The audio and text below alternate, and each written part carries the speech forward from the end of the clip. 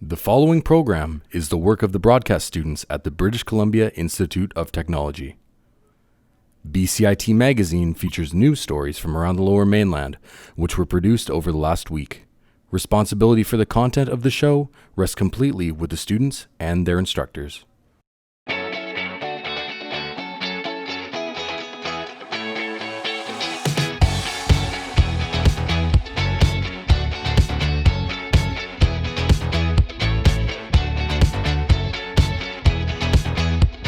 Coming up on BCIT Magazine, what voting will look like during a pandemic.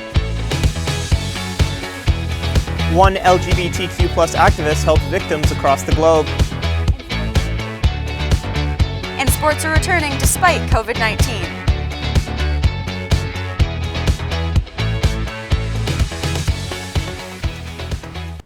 Welcome to BCIT Magazine. I'm Madison, McKenzie. And I'm Anthony, Corea. Recently, the COVID-19 symptom checklist has had a few adjustments, leaving many parents and teachers concerned. My co-anchor Madison McKenzie has more.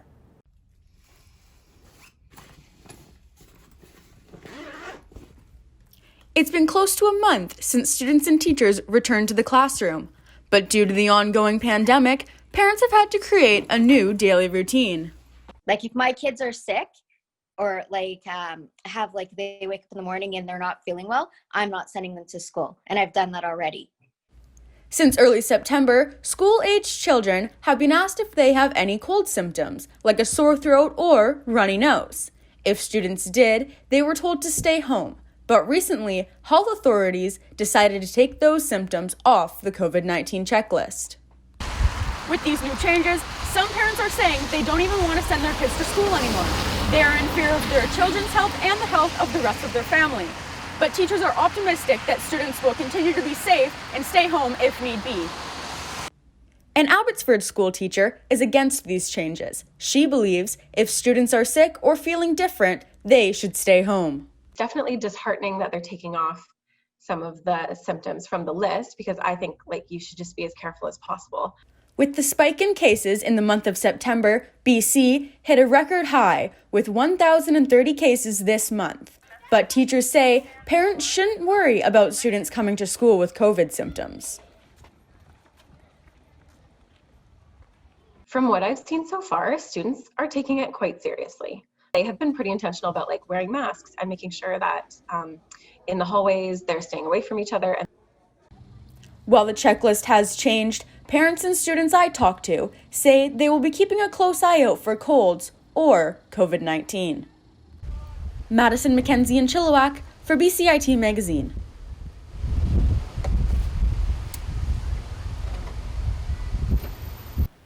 With the provincial election just weeks away, they are doing everything they can to ensure the safety of voters during the pandemic. Clayton Whitelaw has more. The upcoming provincial election is a pivotal one, with the province deciding which party will lead the post-COVID effort to get BC back on its economic feet. But one of the biggest concerns on most people's mind isn't who they're going to vote for, it's how safe they'll be while voting. With polling stations in places like public schools, such as Alexander Robinson Elementary, health and safety is paramount for Elections BC. Obviously, physical distancing rules will be in place. We'll have hand sanitization stations for voters to sanitize their hands before and after they vote. Our election officials will be wearing personal protective equipment and have barriers in some cases. Watson also noted the massive increase in requests for vote-by-mail packages this year as one way that voters are focusing on keeping themselves safe. Over 500,000 BC residents have chosen the mail-in route this year, an overwhelming increase from the last two elections, which saw just over 6,000 mail-in ballots each. With public schools making up over 40% of polling stations, most parents are confident in the province's plan to keep the schools and their kids safe.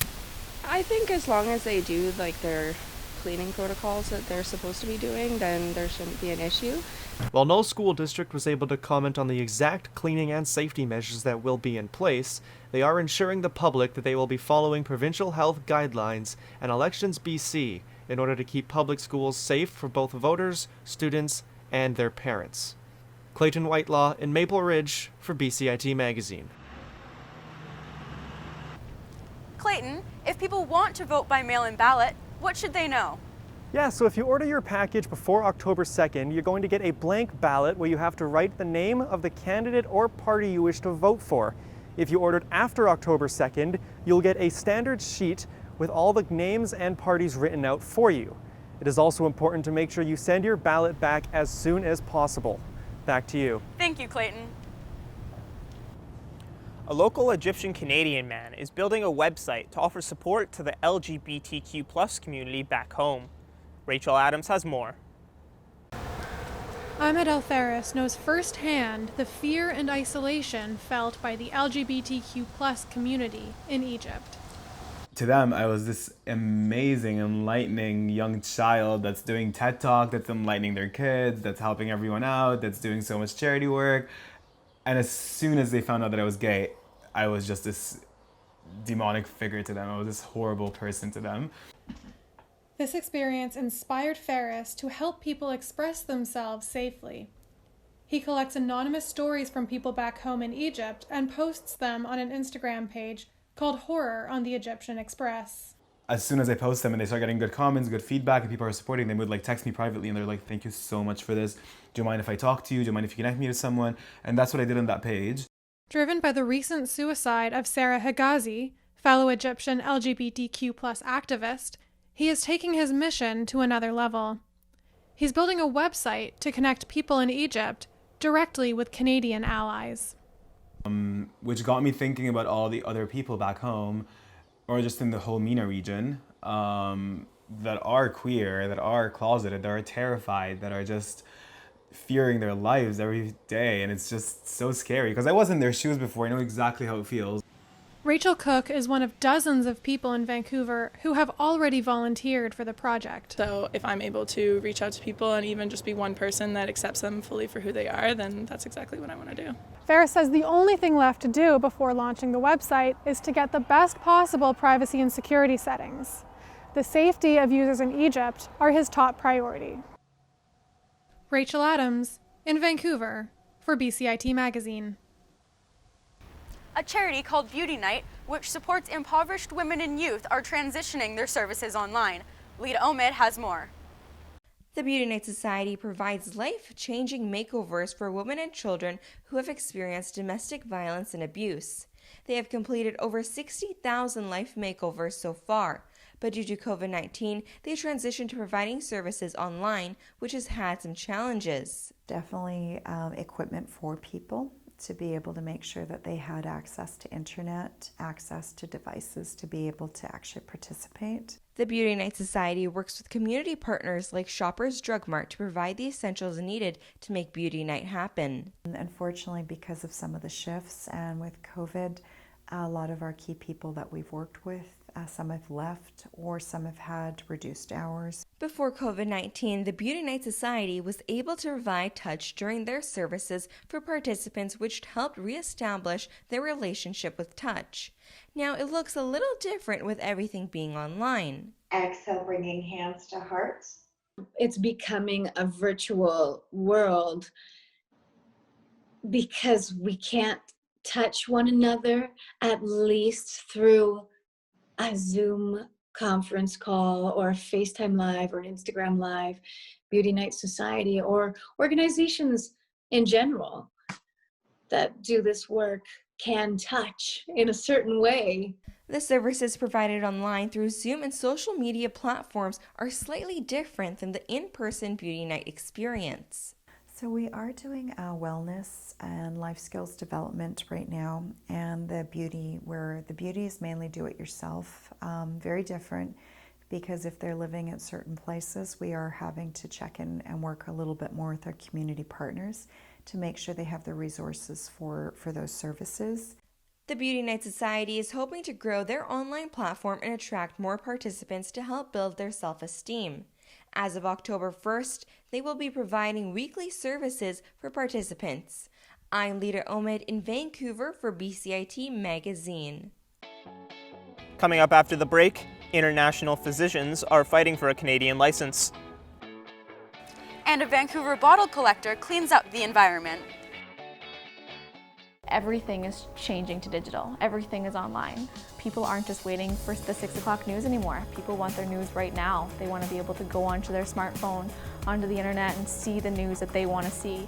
Vancouver is growing at, a really rapid rate, the Lower Mainland even, and with the tools that we're given here, we're able to cover all of that. Welcome to BCIT Magazine. I'm Radhika Sikki-King. In the program, they really leave it up to you. I mean, the help is there when you need it, figuring out how to use the programs like Premiere, Audition, and figuring out how to use the cameras.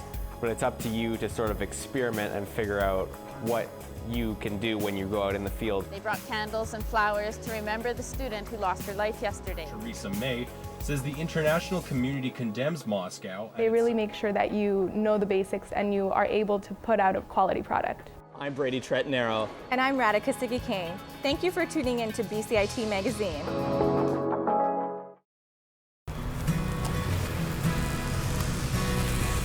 I'm Kameela Nash. And I'm Elin Molenaar, and this is your BCIT community calendar for Thanksgiving weekend. This year's Thanksgiving is going to be a different kind of ride. But that won't keep it from being a fun one. Feel like doing good this Thanksgiving? Start your road trip at the drive-thru food bank at the Jubilee United Church in Burnaby. To help out your Vancouver food bank, bring out your food. Next up is the Classic and Custom Car Show in Abbotsford. Head out to the Fraser Valley to check out some sweet rides, while social distancing, of course. Finally, stretch out your legs during a walking tour through Gastown. A guide in costume will tell you all about the lost souls of Vancouver's oldest part of town. Ooh, maybe you'll see some of these. That was your Thanksgiving long weekend community calendar. Fuel up your tank and enjoy the ride.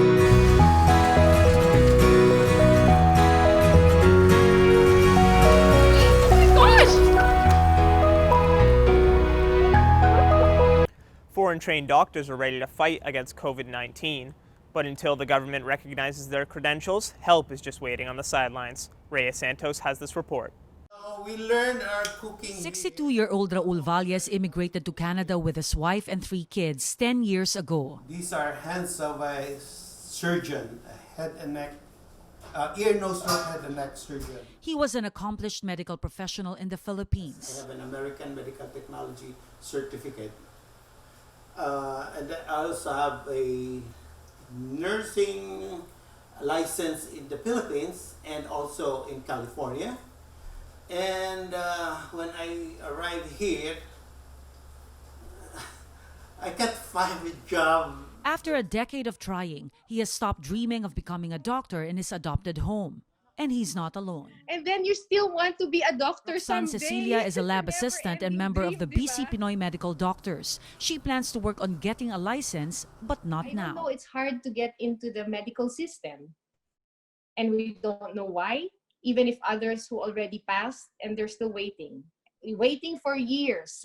This August, the Philippine Consulate sent a letter to the Ministry of Health expressing the willingness of licensed Filipino medical professionals to help out during the pandemic. They came here on the basis of their credentials as medical graduates. So they got high points for that allowed them to be to qualify as permanent residents here. And then when you get here, you tell them, oh, sorry, you're not allowed to practice. It's really such a waste of talent and skills that are badly needed by the province and Canada. The Ministry of Health and the College of Physicians and Surgeons have proposed that international medical graduates practice as associate physicians under the supervision of a fully certified doctor. Surgeon. But the news comes too late for Valles. My dream now is to enjoy my life. He may not be a doc here, but he has accomplished what he thinks is best for his children. I just want to ascertain their future here in Canada. Rhea Santos in Surrey for BCIT Magazine. Rhea, what do foreign-trained medical professionals need to do to work in Canada? Tony, applicants need to get a medical degree from a Canadian institution, 2 years post-grad training, and they need to complete 2 qualifying exams which are required by the Medical Council of Canada. Back to you. Thanks, Rhea. The Pacific Junior Hockey League is preparing their return to the ice amid the pandemic. Victor Robichaud explains. The Surrey Knights junior hockey team is happy to get back onto the ice. Although this hockey season is going to look different than any before. Yeah, practices are different. There's less contact, more, individual skill and flow instead of battle drills or gameplay drills. There's none of those right now. When Phase 3 of the province's Return to Sport plan kicked in last month, the league commissioner and his team were given the green light to create a game plan to start playing again. Speaking with our group, we've put together a return to play plan that we've communicated is a working document and a living document, and it will probably live throughout the course of the season until we can get back to a new normal. The players will look different this year as well. Specially designed masks that clip onto the player's helmet will be worn during games to help stop the spread of droplets. From the moment the pandemic hit, Alto says it's been his goal to get these young athletes back onto the ice as safely as possible. It's important to have kids have avenues to express themselves, and the game of hockey is an excellent way to do that, and we're happy to do the best we can to get back on the ice. The league will be ready to drop the puck sometime in the next few weeks once rink availability can be confirmed. Victor Robichaud in Surrey for BCIT Magazine. Sports in BC are slowly making their way back into the students' lives. Despite the hurdles created by the pandemic, Santiago Silva has more. Joining me on a conversation on sports in British Columbia is the Executive Director of BC School Sports, Jordan Abney. Mr. Abney has over 10 years in the sports and recreation industry. Hello, Jordan. Are you ready to start? Sure, go ahead.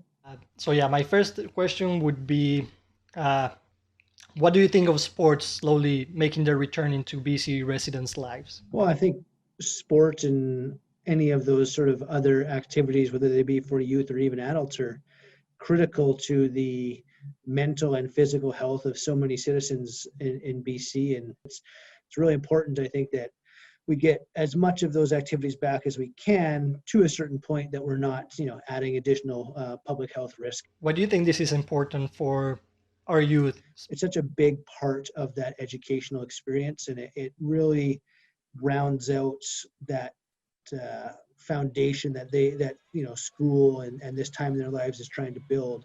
And not just sport, but any of those co-curricular activities are really so important in building up these young people to become quality people and people that can really contribute to our society as they move into adulthood. What precautions must be taken right now under the current circumstances? We're trying to find creative ways to get kids engaged and support them. The PSOs through Via Sport and the Ministry of Tourism, Arts and Culture and the Sport Branch have done a great job of providing a structure and a good framework to be able to deliver sports in a very incremental way, slowly kind of exploring what can be done to ensure that athlete safety is a priority. How do you see things moving forward? We have some timelines kind of penciled in terms of what may or may not happen, but we still have to work with government officials to see what that is and work with the Ministry of Education ultimately and the Ministry of Health to get that approved. Awesome. Thank you very much. And thank you very much again for the opportunity to talk. Thanks, man. Good luck with the rest of your program. I'm Santiago Silva for BCIT Magazine. A Langley man has started a new league to bring hockey back to his community. My co-anchor, Anthony Corea, has more. COVID-19 took away a lot of love things in school. One of those things was playing a game of pickup hockey with friends. But that didn't stop Ian Bemister and his wife from starting up the Insiders Hockey League once hockey rinks in the Lower Mainland reopened to the public. I love hockey. I'm like the most passionate recreational ice hockey player that you've ever seen. Bemister says he created his league this past summer because he just couldn't take not playing hockey during the pandemic. I had no reason to live. I don't even know why I worked. I was so depressed, and I was like, why even bother living? Like, I may be an evil father. Like, I have four kids that I love, and a wife, and like hockey is the most important thing in my life. He wasn't the only one feeling the effects, as his league quickly grew from 5 players to over 200 players in the span of 2 months. Momentum is a tricky thing in that league, that's what makes it fun, right? That's why we watch hockey. We love seeing a team being down like 4-0, and then 10 minutes left in the third, they somehow come back and win in overtime. Like, we live for that. And to like play it and emulate it is amazing. Bemister and his wife say they're pouring their heart and soul into this league to make sure it isn't a hit and miss. This place opened up, Langley Sportsplex was one of the first rinks to open up and allow rentals and ice rinks. And so I rented ice for scrimmages, and like my life, had a little bit of a meaning. Anthony Corea in Langley for BCIT Magazine. Lots of outdoor activities have been shut down, but many Fraser Valley golf courses remained open, and they've been seeing new faces. James O'Hara has more. Langley resident Austin Johnson is a newcomer to golf. He only got interested after the pandemic had started. He had seen the rise of popularity from his friends, and as a fan of playing sports, wanted to get in on the action. As a person that likes to play sports, I've always inquired about golf, but never really put in the time or effort to play it. And being that everything else was closed, there weren't really many other options. In March, many Metro Vancouver golf courses were ordered to close, but some, like Fraser Glen and Abbotsford, were allowed to keep playing. Absolutely. We've seen a lot of new golfers come to the golf course that we've never seen before. A lot more people are coming back to the game, which is excellent. Elin says although there are more obstacles in place just to sell a green fee, there has been an upswing in revenue. There's different revenue streams to a golf course, obviously. We had no golf tournaments this year. Our group lessons, we didn't host those, so those were negatives. Our pro shop was down because people couldn't come into the pro shop. Obviously, that's going to be down. But the increase was in regular play, so that was exciting. Golf Canada reported an increase of 17% more scores being registered in June than in 2019. Golf instructor Cody Stewart has also seen a rise in the number of new golfers keen to learn tips as quick as possible. We're booking lessons in advance 2 or 3 weeks. It's just been nonstop 10, 12 plus hour days when the daylight's allowed for it. So yeah, it's been booming. It's been a long summer, but it's been really, really good on our side of things. Although the fall weather may usher more golfers indoors, the sport has gained a lot of new fans throughout these uncertain times. I'm James O'Hara in the Fraser Valley for BCIT Magazine. A Vancouver man is on a mission to pick up 1 million bottles, but 2020 has changed his plans a bit. Brittany Roffel has the story.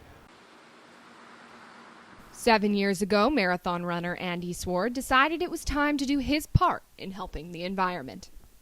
I knew one day I wanted to run across Canada and maybe clean up a little bit. Since then, Sword has run across Canada 3 times, picking up over 120,000 bottles and cans so far. His plan was to begin his 4th run this summer, but COVID-19 changed that. But that's when things first shut down. The eastern provinces especially were saying, we don't want you to come here if you're from other parts of Canada, right? So I had to compromise a little bit, and I thought instead of going across Canada, I'll just do different routes across BC. This summer alone, he has run over 2,500 kilometers and collected about 28,000 bottles, cans, and cups that he donates to schools and charities along the way. Sword hopes to inspire communities to do their part in cleaning up their own towns. I want to contact the towns ahead of time as I'm approaching them, and contact their Facebook pages, their community groups, and just say, hey, I'm going to be running through your town just like I did 2 years ago on such and such a date. Can you guys come out and help me clean up? He wants to spread the word because for everyone who hears about him, he believes that'll be one less person to litter. You see one individual doing a cleanup and you go, you know what, I'm going to do a cleanup now as well. They've inspired me to do that. Sword says the support he receives is what keeps him going. Honks and waves, every single day. So that's part of what drives me, I think, and it makes those long tough days of running so much better. Canada's pretty awesome for that. Sword's mission is far from over, but he won't stop until he's collected 1 million bottles. I'm Brittany Roffel for BCIT Magazine. If you have any questions regarding the show, you can contact us at bcit-broadcast.com or bcitnews.com. That was BCIT Magazine. I'm Anthony Corea. And I'm Madison McKenzie. Thank you for watching and have a great Thanksgiving weekend.